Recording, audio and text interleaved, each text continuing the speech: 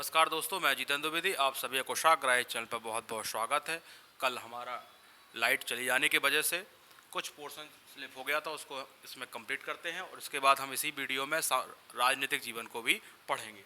तो वहाँ हम कल देख रहे थे कि वस्त्र और आभूषण ऋग्वैदिक काल में सामाजिक जीवन में हम क्या पढ़ रहे थे। वहाँ वस्त्र और आभूषण तो हम देख रहे थे कि वस्त्र जो है सूती, ऊनी और चर्म का प्रयोग वो लोग करते थे। इसके साथ ही उनके वस्त्रों के कुछ नाम हैं जो आपसे एग्जाम में बार बार पूछे जाते हैं, जैसे नीबी हुआ, वास हुआ, अधोवास हुआ, उष्णीय हुआ। ये क्या हैं, तो इनके बारे में भी हम आपको बताएंगे। इसके बाद आभूषण, मनोरंजन और यहाँ कुछ शिक्षा व्यवस्था की भी बात आपको स्पष्ट करेंगे। इसके बाद हम यहाँ आपके पास राजनीतिक जीवन पर हम यहाँ डिस्कस करेंगे, क्योंकि कल ये पोर्शन थोड़ा सा पूरा वीडियो में नहीं हो पाया, इसलिए हम इसको यहाँ कंप्लीट करते हैं। तो आप देखें कि ऋग्वैदिक काल के जो समाज है या लोग हैं वो सूती, ऊनी, चर्म का प्रयोग करते हैं। और वस्त्रों में भी देखते हैं नीबी। नीबी को क्या होता है, एग्जाम में ऐसे ही पूछा जाता है नीबी क्या है। ठीक है, तो नीबी जो है वो है आपका अंदरूनी वस्त्र। तो आप यहाँ लिखेंगे अंदरूनी वस्त्र, अंदरूनी वस्त्र है ये आपका। ठीक, ये हो गया आपका अंदरूनी वस्त्र। वास क्या होता है? वास होता है निचला वस्त्र, निचला वस्त्र ऐसी पूछा जाता है। और अधोवास ये आपका ऊपर वाला है, यानी ऊपरी वस्त्र है। तो आप यहां लिखेंगे ऊपरी वस्त्र। अब बचा उष्णीय, क्या है? इसको बोला जाता है पगड़ी। क्या बोला जाता है? पगड़ी। ये आपका पगड़ी हो गया। ठीक, इस तरीके से आपने वहां के वस्त्रों को समझा कि सूती, ऊनी और चर्म का प्रयोग करते हैं। और वस्त्रों में भी आपको इनका विशेष ध्यान रखना है, नीबी, वास, अधोवास, और इनमें क्या वस्त्रों का प्रकार है, इसको भी आप ध्यान रखेंगे। अगला हमने यहाँ देखा था आभूषण। तो आभूषण में दोनों लोग, स्त्री पुरुष दोनों ही पहनते थे। ठीक है, तो आभूषण को भी हम यहाँ डिस्कस कर ले रहे हैं। तो आभूषण में जो हम देखेंगे गले का हार। तो गले का हार पहनते थे, गले का हार। अच्छा, गले के हार को एक स्पेशल नाम से यहाँ जाना जाता था, तो वो था आपका रुकम। इंपॉर्टेंट है, और आपका जैसे ये इंपॉर्टेंट थे ऐसे ही आपको यहाँ गले का हार भी इंपॉर्टेंट है। और खासकर ये नाम, ये टर्मिनोलॉजी स्पष्ट रूप से दी जाएगी, रुकम। और पूछा जाएगा रुकम क्या है? गले का हार है, कड़ा है, क्या आभूषण है, वस्त्र है, क्या है? आपको उसको टिक करना होंगे। दूसरा देखेंगे हम इसमें क्या, निष्क। निष्क को आप जानते हैं, निष्क को कई अर्थ होते हैं, जैसे स्वर्णहार। ठीक है, तो आप लिखेंगे यहीं ब्रैकेट में स्वर्णहार है। ठीक है, इसी को बोलते हैं क्या? सोने का ढेर। सोने का ढेर, तो कई नाम है, वो भी आप जानते रहिए। और सोने का आभूषण, यानी सोने वाली जो भी चीज होगी वो होगा आपका निष्क, सोने का आभूषण। ये हो गए आपके क्या, आभूषण भी यहाँ हमने आपको कंप्लीट करा दी है। और एक लाइन और आप चाहो तो यहाँ लिख लेंगे, स्त्री और पुरुष, स्त्री और पुरुष, स्त्री और पुरुष दोनों ही आभूषण पहनते थे। चाहो इसको आप पूरा कंप्लीट कर लें। अब हमें क्या देखना है, मनोरंजन। यहाँ के ये सब चीजें आपने क्या देखा, हमने यहाँ सामाजिक जीवन में देखा, परिवार देखा, वर्ण व्यवस्था देखे, स्त्री की दशा देखी, विवाह देखे, विवाह के तरीके देखे। इसके बाद हमने यहाँ क्या देखा, संस्कारों की भी बात की कि संस्कार भी 16 संस्कार भी यहाँ होते थे। और हमने क्या देखा, खान पान देखा कि मांसाहारी शाकाहारी दोनों होते हैं। हमने ये भी जाना यहाँ कि इनके वस्त्र और आभूषण क्या होते हैं। अब हम यहाँ क्या जान रहे हैं, मनोरंजन। ये सब किसके दायरे में पढ़े जा रहे हैं, एक सामाजिक जीवन के बारे में पढ़े जा रहे हैं।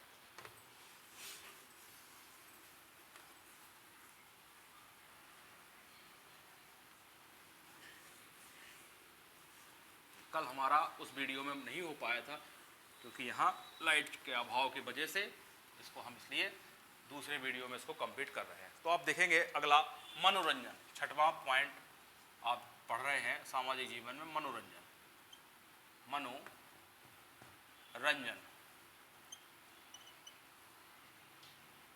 मनोरंजन, मनोरंजन क्या करते हैं यहाँ के? यहाँ रथ दौड़, घोड़दौड़, शिकार, है ना, नृत्य, कोई नाटक, जुआ खेलना, यानी और महत्वपूर्ण पर्व मनाना, ये सब इनके क्या होते थे, इनके मनोरंजन होते हैं। जैसे लिखेंगे रथ की दौड़, रथ की दौड़ हो गई, और क्या होगा, घुड़दौड़ हो गई, या घुड़सवारी हो गई, कुछ भी, तो घुड़दौड़ हो गई, ठीक। और क्या करते हैं, शिकार और जुआ खेलना, ये सब इनके मनोरंजन की चीजें हैं, खेलना, ठीक। और नृत्य, ठीक, नृत्य के साथ नाटक गायन, ये सब भी यहाँ ये लोग करते थे मनोरंजन के रूप में, नाटक गायन, ठीक। और कुछ महत्वपूर्ण पर्व भी मनाते थे, महत्वपूर्ण पर्व, ये हो गए क्या इनके मनोरंजन के साधन, इसको भी आप याद रखेंगे। अब हम इसी में एक पोर्शन और पढ़ते हैं, ऋग्वैदिक कालीन शिक्षा व्यवस्था को भी हम देखते हैं। शिक्षा दोनों लोग यहाँ ग्रहण करते थे, स्त्री पुरुष दोनों। तो यहाँ कुछ विद्यालय है, जैसे गुरुकुल हुआ, चरक हुआ, आपका चरण हुआ, ये पूछ लिए जाते हैं कि चरण मतलब क्या है।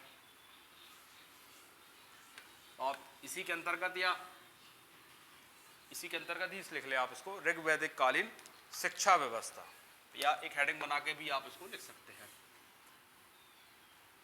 ऋग वैदिक कालीन शिक्षा व्यवस्था, ठीक। अब किस तरीके की शिक्षा व्यवस्था है उसको भी हम यहाँ एक चार्ट के रूप में इसको देख ले रहे हैं, ताकि आपको, अच्छा एक चीज़ आप यहाँ पहले ही नोट कर लें कि शिक्षा जो होती है वो ऐसा नहीं कि स्त्री को मिल रही है पुरुष को नहीं मिल रही, दोनों को।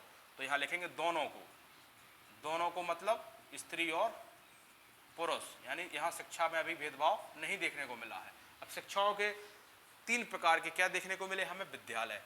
तो ये क्या है, तीन प्रकार के विद्यालय। जैसे पहला गुरुकुल, गुरुकुल ये हो गया आपका गुरुकुल।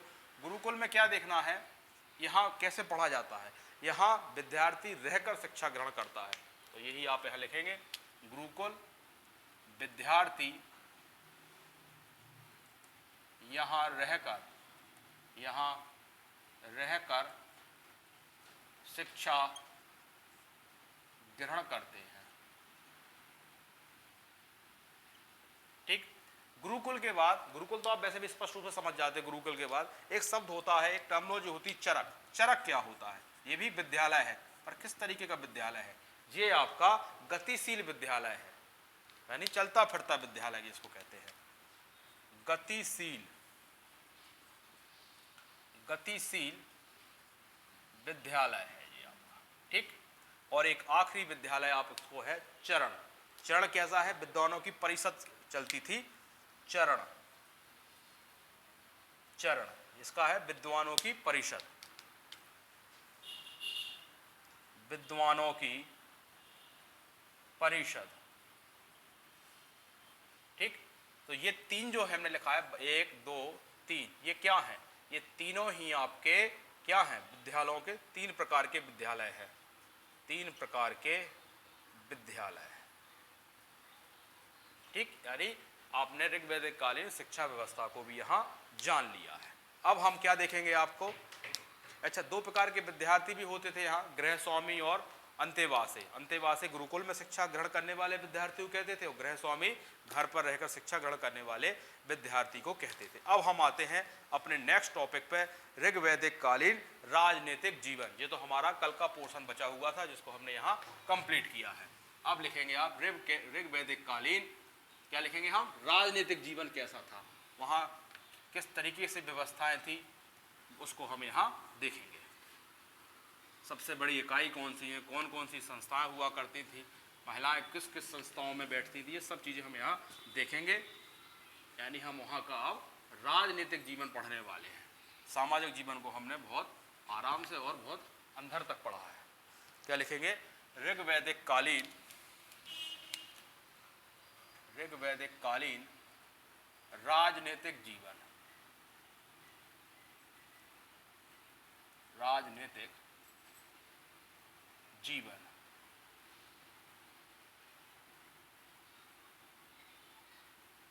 राजनीतिक जीवन, ठीक। तो यहाँ का राजनीतिक जीवन क्या है, अच्छा ऋग्वैदिक का आप तो मतलब समझ ही रहे होंगे। ये हम अभी बात कर रहे हैं 1500 से लेकर 1000 BC की बद्ध की बात कर रहे हैं, क्योंकि हम अभी ऋग वैदिक काल का राजनीतिक जीवन देख रहे हैं। तो यहाँ राजनीतिक जीवन जो देखा जाए तो कबीलाई व्यवस्था थी। यहाँ कुल मिलाकर 5 कबीले थे जिनको हम लोगों ने पंचजन भी कहा है। तो आप पहला यहाँ लिखेंगे ऋग वैदिक कबीलाई व्यवस्था आधारित थी, या लिखेंगे आप ऋग वैदिक आर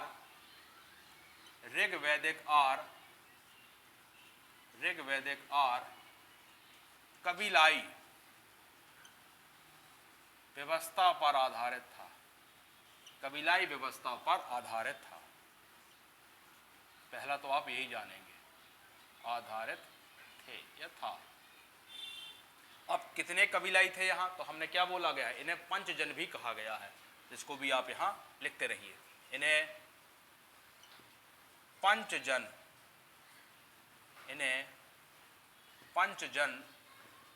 भी कहा जाता है, अब पंचजन क्यों कहा जा रहा है, क्योंकि ये 5 कबीले थे। तो आप लिखेंगे क्योंकि यहाँ 5 कबीले यानी 5 कुल थे यहाँ, ठीक, 5 कुल थे। तो वो कौन कौन से हैं वो भी आप यहाँ लिख लें। कई बार एग्जामों में उन 5 के नाम भी आपसे स्पष्ट रूप से जान लगते हैं, वैसे भी आपको जानना चाहिए। तो एक थे अनु कुल था, एक अनु के बाद आपका था दुह, इसके बाद पुरु है ना, पुरु के बाद हो गया आपका तुर्वश, ठीक है, और तुर्वश के बाद हो गया आपका यदु। ये हो गए आपके क्या, ये आपके हो गए 5 कबीले। इन 5 कबीले के वजह से यहाँ क्या कहा जा रहा है, यहाँ पंचजन कहा जा रहा है, ठीक। और यहाँ की जो व्यवस्था है, राजनीतिक जीवन है, कबीलाई है। आपको हमने वहाँ बताया था कि मातृ पक्ष और पितृपक्ष साथ में निवास करते थे। वजह क्या थी, क्योंकि कबीलाई जीवन था, आपस में शादियाँ हो रही है, तो वो भी कई बार साथ में देखने को मिल जाता है आपको। तो ये हो गया आपका क्या, इनका कबीलाई जीवन। अब हम यहाँ इसमें देखते हैं, इस समय यहाँ कुछ प्रमुख राजनीतिक इकाइयाँ हैं, जैसे घर हुआ, इसका जो प्रमुख होगा वो गृहपति होगा। इसके ऊपर बढ़ेंगे तो ग्राम होगा, ग्राम का प्रमुख ग्रामणी होगा, और कई गांव मिला के बनेगा विष, जिसका प्रमुख विषपति होगा, और कई विष मिला के बनेगा जन, और जन का जो प्रमुख होगा वही राजा होगा। यानी यहाँ आपको 5 राजा देखने को मिल सकते हैं, ठीक। तो हम क्या आपको हेडिंग डलवाएंगे, इस समय प्रमुख राजनीतिक इकाइयाँ। जैसा हम क्या पढ़ रहे हैं, हम यहाँ का राजनीतिक जीवन को पढ़ा जा रहा है कि यहाँ की जो व्यवस्था है वो कबीलाई व्यवस्था है, और यहाँ 5 कबीले देखने को मिले हमें, इसलिए हमने इसको पंचजन भी कह दिया, और उनके नाम भी आपको यहाँ स्पष्ट रूप से हमने इंगित किए। अब हम यहाँ उन इकाइयों को देखेंगे जो यहाँ की इकाइयाँ हैं। तो लिखेंगे इस समय प्रमुख, इस समय का मतलब इस टाइम पीरियड की बात हो रही है। इस समय प्रमुख राजनीतिक, इस समय प्रमुख राजनीतिक इकाइयाँ थीं। अब इनको हम यहाँ देखते हैं कौन कौन सी वो प्रमुख इकाइयाँ थीं। पहला तो हम देखेंगे, शुरुआत से ऊपर बढ़ते हुए क्रम से हम देखते हैं। जैसे सबसे पहले कौन था, जन। अच्छा, प्रश्न ये भी बनता है जन का उल्लेख कितने बार हुआ है, ठीक है, तो वो भी आप ब्रैकेट में हम इसको लिखते रहेंगे, ठीक। और इसके बारे में हम कुछ महत्वपूर्ण तथ्य भी आपको देंगे। तो इस शब्द का प्रयोग 275 बार यहाँ उल्लेख हुआ है। तो पहले तो आप यही लिखें, इस शब्द का 275 बार उल्लेख हुआ है,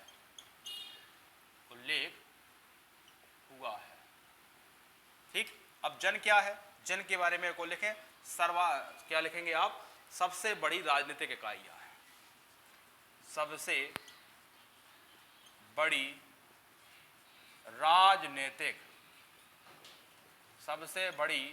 राजनीतिक इकाई है। आपसे पूछा जा सकता है, इकाई है, कि ऋग वैदिक काल में सबसे बड़ी राजनीतिक इकाई कौन सी है, तो आपकी जन है। जन का कितने बार प्रयोग हुआ है, 275 बार हमें इसका उल्लेख देखने को मिला है। अब हम देखते हैं इसके बारे में अगला। तो इसका जो प्रमुख होगा वही क्या कहलाएगा, राजा। तो लिखेंगे प्रमुख, इसका प्रमुख होता है राजा, ठीक है।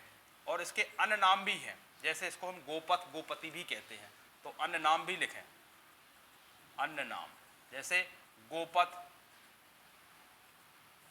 गोपति, ये सब किसके है, राजा को इंगित कर रहे हैं, तो इसका प्रमुख भी क्या हो गया, राजा हो गया। इसके बाद हम यहाँ देखते हैं अन्य नाम हो गए, ये हो गए, तो ये पहली बड़ी इकाई आपने देख ली, ठीक।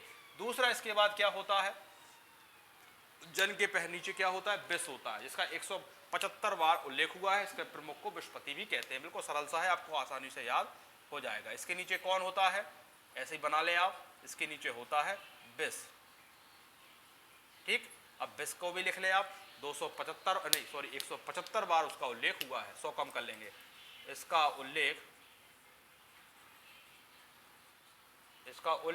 175 बार, ठीक। और क्या ध्यान रखना है इसके बारे में, इसका जो प्रमुख है वो कौन कहलाएगा, विषपति। बड़ा सरल है, इसको याद करना, विषपति, ठीक। ये हो गया दूसरा। इसके नीचे आप ध्यान रखेंगे तीसरी जो इकाई है, इकाई समझ रहे हो ना, जिला, तहसील हुआ, जिला हुआ, जिला के बाद संभाग हुआ, संभाग के बाद फिर आप राज्य की तरफ बढ़ते हैं, फिर कई राज्य मिला के देश बनते हैं, तो उस प्रकार वहाँ यही देखने को आपको मिल रहा है। यहाँ होता है ग्राम तीसरे नंबर पर, ठीक। ग्राम के बारे में भी देखेंगे, इसके प्रमुख को भी हम देखेंगे। तो ग्राम का जो उल्लेख हुआ है वो 13 बार हुआ है, तो इसको भी आप लिख लें, जब सबका लिखा है तो उसका भी लिखें, 13 बार उल्लेख हुआ है, ठीक। और प्रमुख कौन होता है, ये भी बहुत आसान है याद करना, ग्रामीणी होता है, ग्राम का प्रमुख ग्रामीणी, ठीक। अब सबसे छोटी इकाई, सबसे बड़ी इकाई तो आपने देख ली क्या है, सबसे बड़ी इकाई तो आपकी क्या है, आपकी जन है। तो क्योंकि चौथा जो है वो अब गांव के बाद क्या आएगा, ये आएगा आपका परिवार, या इसको गृह बोल सकते हैं, गृह बोल सकते हैं आप, इसको कुल बोल सकते हैं, इसको चाहो तो आप परिवार कह सकते हैं। तो गृह का प्रमुख गृहपति भी होता है, ठीक है ना। कुल का प्रमुख एक ही बात है, तो उसको कुलपति भी कह देते हैं कई बार, कुलपति या कुलप भी कहते हैं, ध्यान रखना आप इस चीज को, कुलप भी कहते हैं। तो ये हो गई। और एक पॉइंट और लिखेंगे आप यहाँ, क्या, सबसे छोटी इकाई, क्योंकि आपने देखा वो सबसे बड़ी है, तो लिखेंगे सबसे छोटी इकाई है ये, सबसे छोटी इकाई कौन, आपका गृह। तो ये हो गई वहाँ की राजनीतिक इकाइयाँ, स्पष्ट हुआ आपको। अब हम देखेंगे इसके बाद वहाँ की कुछ प्रमुख संस्थाएं हैं, यानी कुछ प्रमुख प्रशासनिक संस्थाएं हैं, सभा, समिति, विदर्थ और आपके गण, इस प्रकार ये 4 है। इसका हायरार्की सिस्टम भी देखा जाए तो इस प्रकार है, सब नीचे की तरफ आएंगे, ठीक है। यानी आप इसको यहाँ समझने का प्रयास करें तो ये क्या है, ये कोई परिवार है, इन परिवारों को मिला के बना एक ग्राम, ठीक है ना। और कई ग्राम मिला लो आप, तो ये पूरा हिस्सा क्या बन गया, ये बन गया विष बन गया। और ऐसे कई हिस्से विष मिला लो आप, मान लो 2-3 विष मिला लो, तो क्या बनेगा अगला चरण, ये पूरा हिस्सा कहलाएगा क्या, आपका जन। और जन मतलब एक कबीला बन गया। इस तरीके से आपको वहाँ 5 कबीले भी देखने को मिल रहे हैं। अब हम क्या लिखेंगे, इस समय प्रमुख प्रशासनिक इकाई, इस समय का माने हम आपको 1500 BC से लेकर 1000 BC की मध्य की बातें समझा रहे हैं।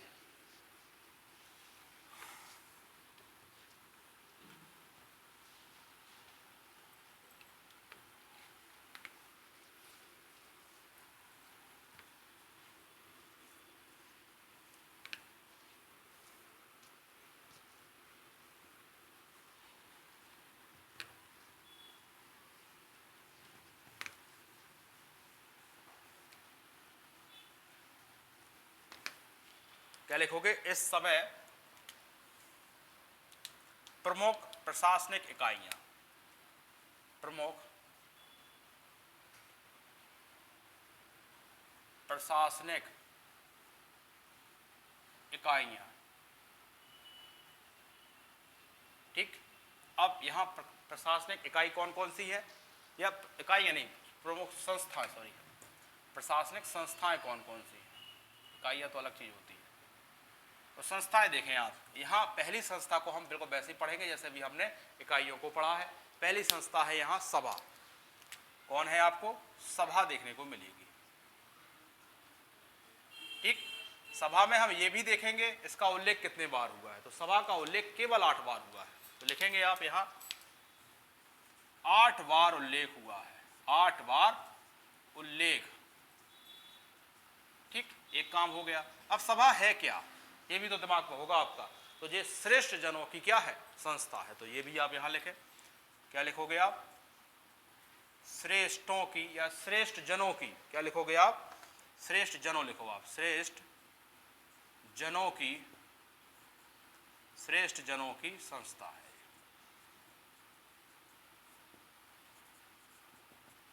अब इसके बारे में कुछ फैक्ट्स और है, वो भी हम यहां देखेंगे। जैसे ये श्रेष्ठ जनों की सभा हो गई, इसको आधुनिक राजसभा भी कहा जाता है। तो इसमें कैसे होता है उसको हम दिखाते हैं आपको यहाँ।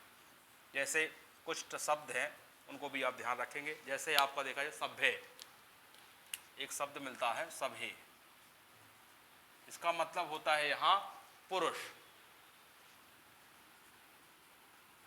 ठीक, सभ्य का मतलब होता है यहाँ पुरुष। इसके बाद होता है यहाँ सभापति, सभावती, ये महिलाओं के लिए यूज किया जाता है, ठीक।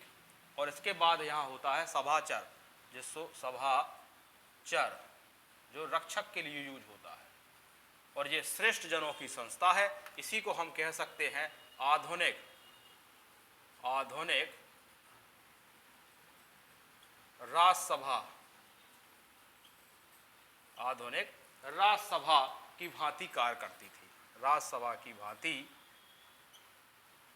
राजसभा की भांति कार्य करती थी। तो यह आपने पहली संस्था देखी, सभा, जिसका 8 बार उल्लेख होता है, और श्रेष्ठ जनों की संस्था है, और इसको आधुनिक हम क्या कहते हैं, राजसभा कहते हैं। दूसरी संस्था है समिति, जिसको आम जन की सभा कहते हैं, इसको आधुनिक लोकसभा भी कहते हैं। यहाँ राजा का निर्वाचन होता है और यहाँ लूट के माल का बंटवारा भी होता है, उसको भी हम यहाँ देखते हैं। दूसरी कौन समिति बताई हमने, समिति बताई आप। समिति का उल्लेख जो है कितने बार बोला जा रहा है, यहाँ 9 बार हुआ है, और ये आम जनों की संस्था है। तो पहले तो आप लिख लें 9 बार उल्लेख, ये सब आपको जानना है किसका कितने बार उल्लेख होता है। और ये है क्या, आम जनों की सभा है, आम जनों की सभा है, वो श्रेष्ठ जनों की सभा थी। अंतर समझ में आ रहा है। और ये कैसा काम करती है, इसको लिखें आप लोकसभा की भांति, लोक सभा की भांति। वो राज्यसभा की भांति कर रही थी, ये लोकसभा के भांति। कैसे, तो आप देखें यहाँ राजा का चुनाव हो रहा है, और राजा का चुनाव और लोमन, लोमन क्या होता है, इसको आप ऑब्लिक में एक और लिख लें, लूट का माल, तो आपको याद रहेगा। कबीले जो आपस में लूट कर आते तो उस माल का भी बंटवारा होता, लूट का माल, ठीक है ना। और यहाँ बंटवारा भी होता था उनका। और इन दोनों ही समितियों में, आपकी सभा और समितियों में महिलाएं क्या होती थी, हिस्सेदार होती थी, यानी लूट के माल में महिलाएं भी बैठा करती थी। तो ये भी आपको ध्यान रखना है। इसके बाद तीसरी समिति है विदर्भ, वो बड़ा इंपॉर्टेंट है क्योंकि सबसे प्राचीनतम है और 122 बार उसका उल्लेख हुआ है। उसमें धार्मिक सामाजिक मामलों में क्या होती थी, विचार विमर्श होते थे। तो तीसरी जो संस्था है वो क्या है, विदत है। तीसरी संस्था हो गई आपकी विदत। और ये संस्था कैसी है, पहले तो इसका उल्लेख देखें, 122 बार क्या हो रहा है, इसका उल्लेख हो रहा है। लिखें आप 122 बार उल्लेख। और क्या जानना है इसके बारे में, ये सबसे प्राचीनतम संस्था है। लिखें, यह है सबसे, यह सबसे प्राचीनतम, यह सबसे प्राचीनतम संस्था है, ठीक। और क्या जाने इसके बारे में, जानना है आपको कि सामाजिक धार्मिक निर्णय लिया जाते थे यहाँ, सामाजिक धार्मिक निर्णय लिए जाते हैं, ठीक।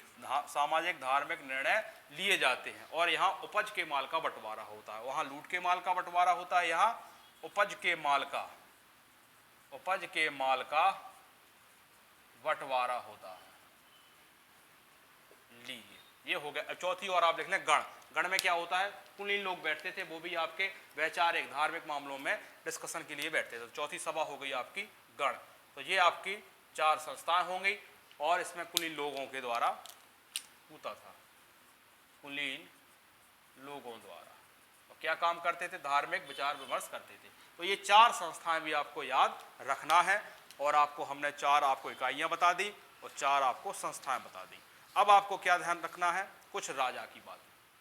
जन का प्रमुख क्या होता था, राजा। तो राजा के यहाँ क्या कार्य है, तो राजा जो है वो पशुधन और रक्षा, जो कबीले के लोग हैं उनकी रक्षा हेतु युद्ध लड़ता था।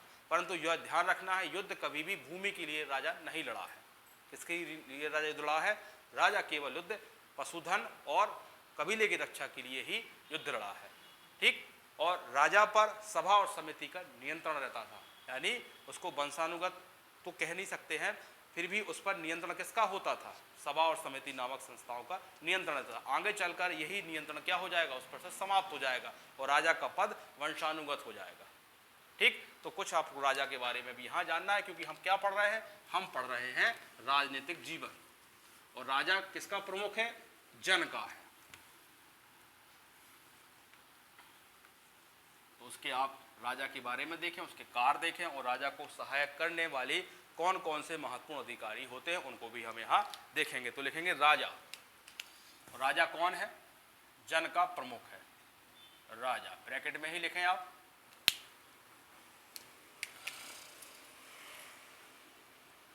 जन का प्रमुख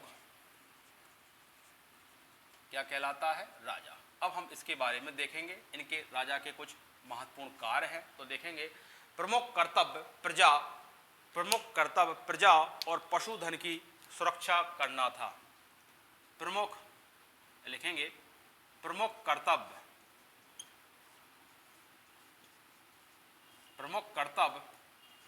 प्रजा तथा पशुधन की सुरक्षा करना था। और राजा जो प्रायः युद्ध लड़ता था वो भी पशुओं के लिए ही युद्ध लड़ता था। राजा जो है प्रायः, क्योंकि यहाँ आपको हमने शुरुआत में बताया है, क्या बताया है कि ऋग्वैदिक काल का जो प्रमुख व्यवसाय था वो क्या था, वो उनका पशुपालन था। तो युद्ध भी किसके लिए होंगे, पशुओं के लिए युद्ध होंगे। अभी जमीन का बात यहाँ नहीं आई है, जमीन उत्तर वैदिक काल में होगा। यानी क्या लिखोगे आप, राजा पशुओं के लिए युद्ध करता था। बड़ा इंपॉर्टेंट पॉइंट है ये आपका। क्या लिखोगे, राजा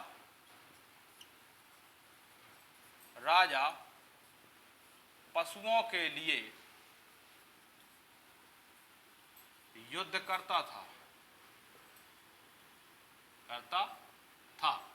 ना कि, ये लिखेंगे बड़ा इंपॉर्टेंट पॉइंट है, ना कि भूमि के लिए, ना कि भूमि के लिए, यानी जमीनों के लिए युद्ध नहीं हो रहे हैं। अभी युद्ध हो रहे हैं पशुओं के लिए, पशुधन के लिए, क्योंकि प्रमुख व्यवसाय इनका क्या है, पशु है।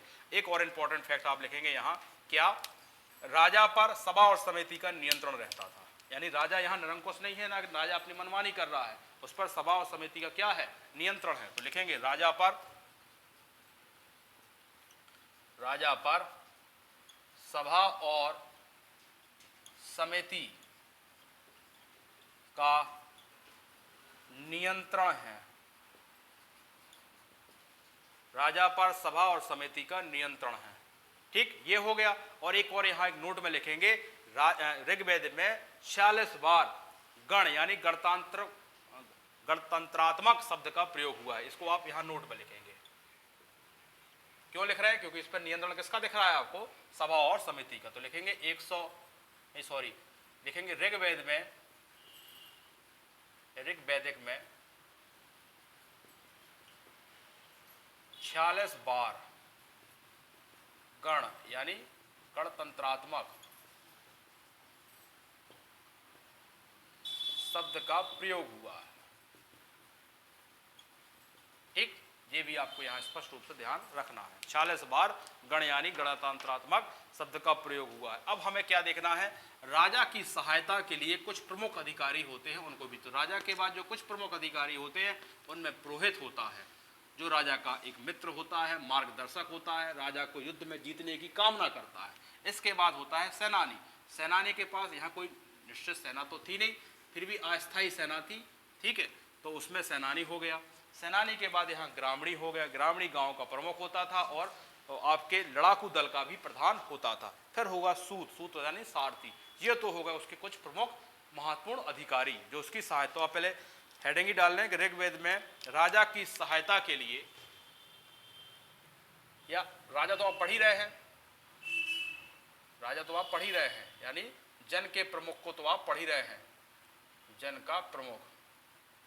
तो इसमें ही आप क्या लिखेंगे, महत्वपूर्ण अधिकारी।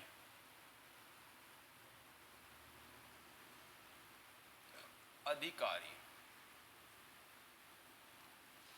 जो राजा की सहायता के लिए, महत्वपूर्ण अधिकारी जो राजा की सहायता के लिए। तो कौन से पहला महत्वपूर्ण अधिकारी है, वो है आपका पुरोहित।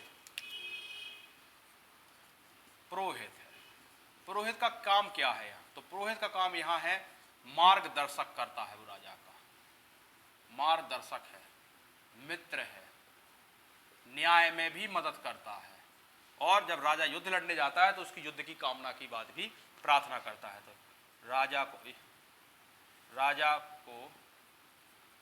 युद्ध में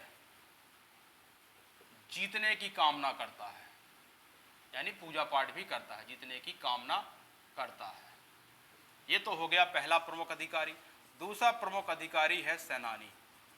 सेनानी, सेनानी में आप क्लियर एक चीज यहां जरूर रखेंगे कि नियमित सेना नहीं थी यहाँ, ठीक है, कबीलाई सेना थी। तो ये भी आप पॉइंट यहां देखेंगे, नियमित सेना नहीं थी, बड़ा इंपॉर्टेंट है ये। और जब नियमित सेना नहीं थी तो कौन सी सेना थी, कबीलाई सेना। और कबीलाई सेना कैसी हुआ करती थी, अस्थायी, ठीक। तो दूसरा हो गया आपका सेनानी। तीसरा प्रमुख आदमी कौन होगा यहां, तीसरा प्रमुख आदमी होगा ग्रामणी। ग्रामणी को आप जानते हैं, गांव का प्रमुख या गांव का प्रधान हो गया या गांव का मालिक हो गया। और दूसरा इसी में आप जानेंगे, लड़ाकू दल का भी प्रधान होता था वो, लड़ाकू दल का प्रधान होता था, ठीक है, यानी गांव का मालिक है वो भी देख रहा है, कभी अब मालिक है तो गांव में वो भी एक लड़ाकू प्रजाति है। चौथा यहां देखा जाए जो राजा की सूत है, सूत होता है सारथी,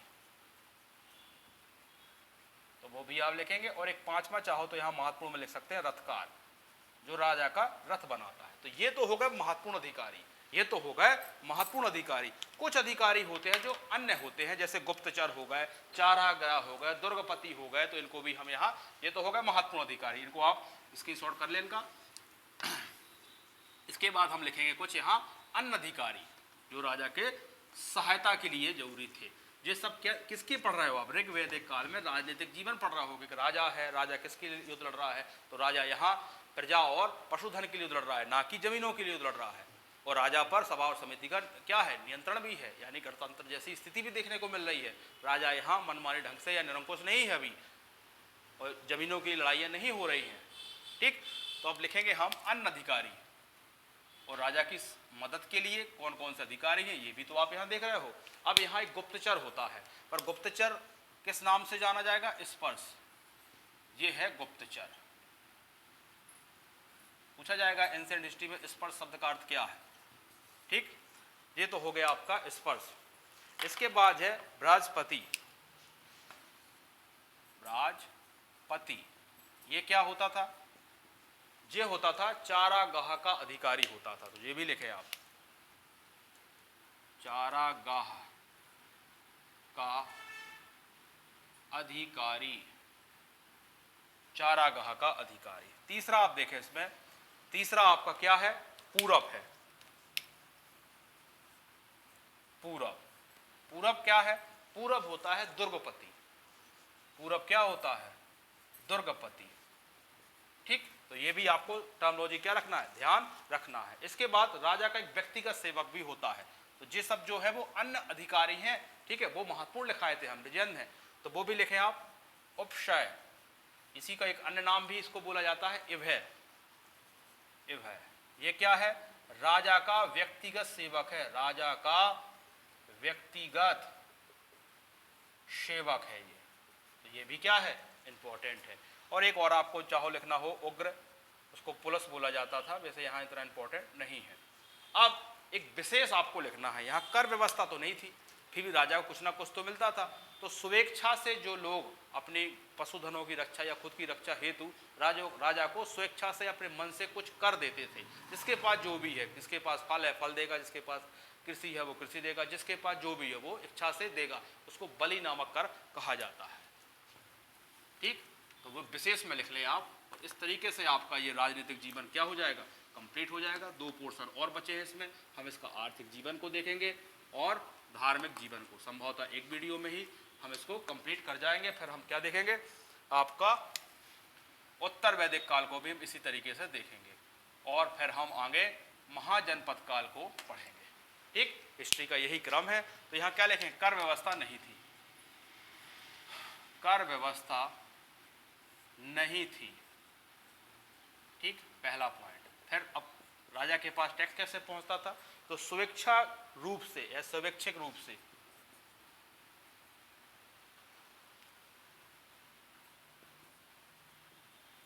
स्वैच्छिक रूप से लोग देते थे, जिसको क्या बोला जाता था, बलि नामक कर बोला जाता था, बलि नामक कर बोला जाता था। तो यही है वो बलि नामक कर, जो आदमी अपने खुशी से दे राजा को, अपनी रक्षा हेतु, अपने पशुधन रक्षा हेतु।